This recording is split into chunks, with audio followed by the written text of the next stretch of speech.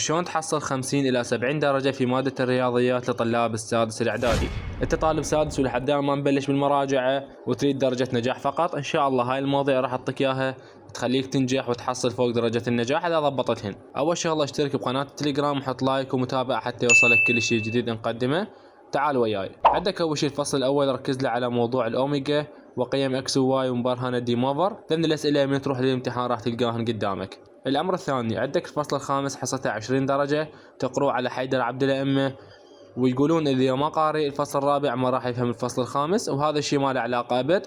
الفصل الخامس صحيح بجزء من الفصل الرابع لكن تقدر تقرأه وحده على حيدر عبد الأئمة وتضبطه.